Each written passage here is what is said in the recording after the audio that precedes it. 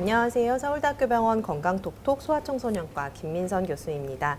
하루 중 오랜 시간 동안 신발 속에 갇혀서 우리의 체중을 받치고 서고 걷고 달리는 발, 이 발 건강에 대해서 3시간에 걸쳐서 알아보고 있는데요. 세 번째 시간에 다룰 주제는 무지외반증과 겨울철 당뇨발 관리입니다. 도움 말씀을 위해서 우리 병원 정형외과 이동현 교수님께서 자리해 주셨습니다. 안녕하세요. 이렇게 계속 본의 아니게 하이힐 얘기를 많이 하게 되는데요. 하이힐을 이제 신다 보면은 선생님 안 신어보셨죠? 하이힐. 네, 저는 네.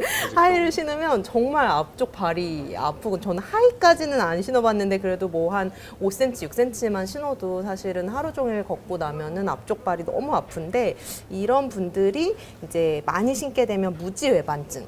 이름도 너무 어려워요, 선생님. 건망류라고도 하는데 이런 질환들이 잘 생긴다라고 알려져 있습니다. 어떤 질환인지 설명 부탁드립니다.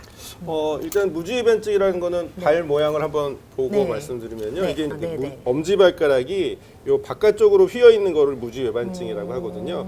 보통 여자분들한테서 많이 생기는 그런 질환이고요. 근데 이게 발생 원인을 생각을 해보면 약간 유전적인 요인이 있습니다. 그래서 어머님이나 아버님 중에 이런 무지외반증 발을 가지고 계시면 네. 그 자제분들도 그런 무지외반증이 생길 위험성이 분명히 높은 거거든요. 우리 많은 병들이 그렇지만 이 무지외반증에도 그런 부분이 있습니다. 네. 근데 그 부분은 이제 선천적인 이제 위험 요인이고요. 네네. 그거에 플러스로 이게 신발이 굉장히 영향을 네, 많이 주거든요. 네. 그러니까 말씀하셨다시피 우리가 평생을 이 신발 속에 이제 갇혀서 발이 지내게 되는데 네. 발을 어떤 모양으로 눌러주느냐에 따라서 그 발의 모양이 좀 달리기도 바뀌죠. 합니다. 네. 뭐 잘 아시는 중국의 예전에 악습 중에 하나였던 전족이라는 것 네네. 자체도 예전에 이런 발 모양 아주 틀어지면서 발이 작으면서 뾰족한 발 모양이 좋아 보인다고 그걸 이렇게 칭칭 감아서 그 발을 만들었던 거거든요. 네. 이제 그런 것들을 생각해 보면 우리가 신발 안에서 발을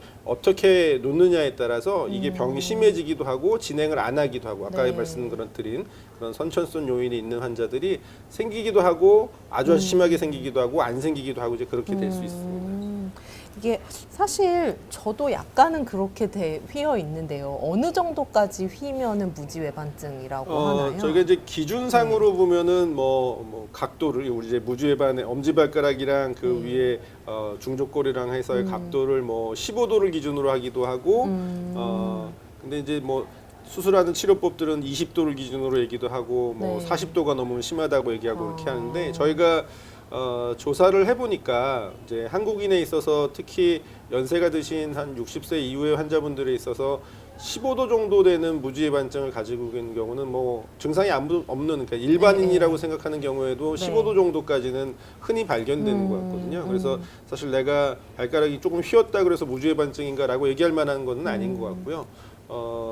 근데 우리가 여러 가지를 상황을 보면 약 한 30도가 넘는 정도가 되면 보행에도 조금 영향을 주기도 하고 실제로 그 정도 되는 분들은 아마 신발을 좀 편한 신발을 신지 않으면 발이 좀 불편하다고 느낄 수도 있을 것 같습니다. 네. 그래서 여태까지 나와 있었던 무지외반증의 기준보다는 사실 정상인에서도 그 정도 각도를 갖고 있는 네네. 경우는 많아서 네. 우리가 질병의 기준을 조금 다시 산정해야 되지 않을까 생각을 하고 있습니다. 이게 실제로 휘어 있으면 뭐가 문제가 되나요? 일단은 이제 신발을 어떤 신발을 신느냐에 따라서 차이가 나는데 네. 신발을 이제 예쁜 신발을 네. 신으시려면은 네, 신발이 네. 아무래도 발을 좀 조이게 돼 있고 그쵸, 특히 네. 하이힐 종류의 신발을 신으면 앞쪽으로 이렇게 미끄러지는 걸 방지하기 네. 위해서 앞쪽에서 이렇게 꽉 잡아줘야 맞아요. 되거든요. 네. 그렇게 되면 엄지발가락을 이제 바깥쪽으로 이렇게 누르게 되고 그다음에 발 앞쪽을 발 전체를 이렇게 앞쪽에서 누르게 되는 네, 그런 네, 상황이 네, 되거든요. 네. 이제 그렇게 되면 이 변형 자체가 더 심해지는 점점 더 방향으로 심해지니까. 진행이 되고 그렇게 누르고 있으면 요 안쪽에 그 방향으로 못 가게 하는 인대들은 늘어나고 네. 반대쪽에서 당기고 있는 것들은 더 이렇게 줄어드는. 각도가 이제 심해지는 쪽으로 가게 돼서 변형이 점점 진행하게 됩니다. 그래서 이제 신발이 그런 부분에서는 굉장히 좀 악영향을 주게 되죠. 네. 그게 그렇게 되면 결국은 치료는 이걸 뼈를 깎아야 될 것 같은 느낌이 드는데요. 일단 치료는 신발이죠. 신발을 먼저 네네. 바꾸는 거군요. 신발을 네.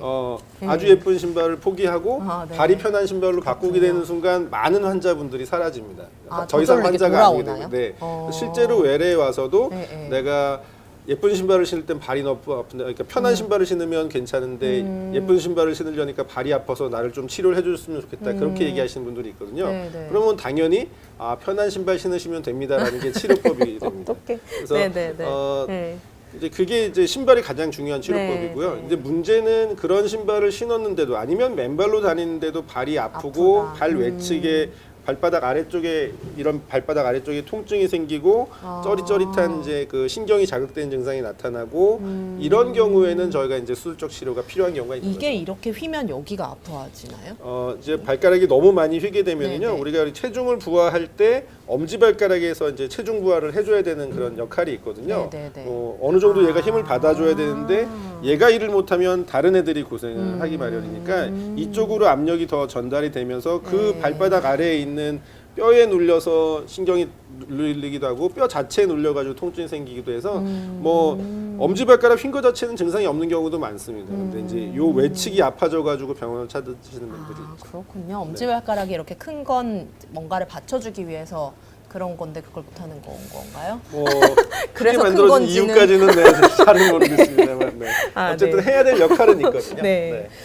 그러면 적절한 치료를 만약에 이제 그 신발을 바꾸면 좋아진다고 하셨는데 그걸로 해결이 안 된다라고 하면 수술을 받으면 그 수술은 어떻게 하게 되는 일단 건가요? 그 이제 네. 전에도 저희가 이제 보조기 치료 같은 게 있죠. 네. 발가락 사이에 끼는 것들 어머님들 이제 많이 쓰시고 계시는데 네. 실리콘으로 돼서 요새 좋은 것들이 많이 나와 있습니다. 그래서 발가락 사이에 끼고 여기 튀어나온 데 커버하고 뭐 이런 식으로 해서 하시면은 일단 증상 완화에 좀 도움이 되고요. 네, 그래서 네. 또 뭐 지내실만 하다 그러면 수술은 꼭 안 하셔도 하고, 되는데 네. 우리가 꼭 수술해야 되는 상황이 된다 그러면 사실 이런 보조기로는 교정이 안 됩니다. 그러니까 변형이 교정이 되는 건 아니고 네. 증상 완화에는 좀 도움이 되거든요. 근데 네네. 그런 거를 썼는데도 너무 불편하고 아프고 걷는데 지장이 있다 그러면 이제 수술적 치료를 하게 되는데 수술적 치료는 틀어져 있는 뼈의 방향을 고쳐주는, 그러니까 우리가 절골술이라 그러거든요. 네, 네. 뼈를 부러뜨려서 방향을 틀어주고 튀어나온 부분을 깎아주고 하는 그런 수술들을 하게 돼 있습니다. 그건 좀 무서운 거네요, 선생님. 이름이 무섭죠. 네, 이름이, 절골술. 이름이 무섭습니다만 네, 사실 네. 저희가 수술을 전혀 권장하지 않는 질환이지만 또 워낙 그것 때문에 불편하신 분들은 또 그쵸. 이름이 네. 어렵다, 무섭다고 또 안 하실 이유는 그쵸, 별로 없을 것 그쵸. 같아요. 네. 그 다음으로는 겨울철 당뇨발 관리인데요. 당뇨발이라는 게 뭔지 잘 모르시는 분들도 있을 것 같아요. 그래서 당뇨는 알고 발도 아는데 당뇨발은 뭔가 설명 부탁드립니다. 뭐 말 그대로 이제 당뇨 환자들의 발이 당뇨발이고요. 네. 이제 특히 당뇨발이라 그런 것은 이제 당뇨를 오랫동안 앓으시고 또 당뇨 관리가 잘 안 되신 상태로 오랫동안 당뇨를 앓으셔서 발로 가는 혈액 순환이 떨어지고 발에 흘러가는 감각이 떨어지고 해서 네네. 여러 가지 상처들이나 염증들이나 이런 합병증이 생기고 뭐 심지어는 그로 인해서 발을 절단해야 되는 그런 합병증이 따라오는, 어떻게 보면 당뇨 환자분들이 제일 무서워하는 합병증 중에 하나입니다. 네. 사실 당뇨 환자분들은 상처를 굉장히 주의하라는 얘기를 많이 들으시는 것 같아요. 그래서 이렇게 당뇨, 특히나 발에 상처 나면 되게 위험하다 이런 얘기들 많이 하시는데 실제로 상처가 나면 안 되는 이유 이걸 좀 설명해 주실 수 있을까요? 그게 이제 말씀드린 이제 세 가지 이유가 다 네. 작용을 하거든요. 네. 물론 이제 당뇨를 요새 처음 진단 받으신 뭐 젊은 당뇨 환자분들이 네. 미리 걱정하실 만한 네, 문제는 네, 아니고요. 사실 네. 이제 당뇨를 좀 오래 앓으셨거나 당뇨가 조절이 잘 안 되거나 하는 분들에게서 생기는 조금 합병증이긴 합니다. 네. 첫 번째는 그런 이제 발로 가는 혈액 순환 자체가 좀 떨어지게 되거든요. 네. 그러니까 남들 같은 경우에는 어떤 상처가 나도 금방 아물 만한 것들이 상처가 잘 안 아무는 그런 문제가 생기고요. 그런데 또 한 가지 문제는 남들 같은 경우에는 그냥 신발 신고 걸어 다닌다 그래도 정상인의 경우에는 상처가 생기질 않잖아요. 왜냐하면 네네. 그쵸. 어디가 닿아가지고 뻘겋게 되고 통증이 느껴지면 당연히 그쪽을 주의해서 쓰니까. 압력을 피한다든지 네. 신발을 바꾼다든지 그런 방법을 네네. 쓰시기 때문에 그런 문제가 안 생기는데 이 당뇨 환자분들은 당뇨를 오래 앓게 되면 감각신경이 떨어지게 되거든요. 네네. 그러니까 감각이 무뎌지니까 거기에 상처가 생기고 피가 나고 염증이 생기는데도 불구하고 그게 통증을 잘 못 느껴서 그게 문제가 되는 경우가 있습니다. 또 한 가지는 당뇨 환자의 경우에는 당뇨 그 자체로 인해서 또 그 조직에 변성이 좀 생기기도 하거든요. 그런 세 가지 요인이 다 복합이 되니까 우리가 굉장히 당뇨 환자에서 당뇨발이 생기면 무서워하는 겁니다. 네, 사실 우리가 하루 종일 지내도 저도 그런데 밤에 들어가서 발을 씻긴 하지만 막 발을 자세히 관찰하거나 어디에 상처가 났나 빨개졌나 이런 걸 보지는 않잖아요. 그러니까 그러다 보니 아무래도 상처가 났을 때 느껴지지 않으면 거기에를 좀 무심하게 넘기실 수도 있는 상황인 거군요. 네, 그리고 또 겨울이 되면 사실은 더 가래 감각이 원래도 둔해지잖아요. 그래서 이제 상처가 많이 나고 또 동상에 걸리기도 좀 쉬울 것 같은데 실제로 어떤가요? 겨울철이 당뇨 환자분들한테 어려운 이유는 당뇨 환자분들은 특히 아까 혈액순환 문제가 좀 떨어져 있다고 말씀드렸잖아요. 네네. 거기다 감각도 좀 무뎌지고 하니까 손발이 시리고 저린 느낌이 굉장히 강하시거든요. 그게 겨울에는 더 증상이 심해집니다. 그렇죠. 네. 그러니까 이 온열기구나 이런 것들을 좀 활용하는 상황이 많거든요. 네네네. 뭐 전기 장판을 쓴다든지 네. 아니면 이렇게 온열 핫팩 뭐 예, 이런 뭐 거. 핫팩도 네. 쓸 수도 있고 그다음에 무슨 네. 이렇게 등에서 나오는 그런 전열기구 같은 걸 쓸 수가 있는데 네네네.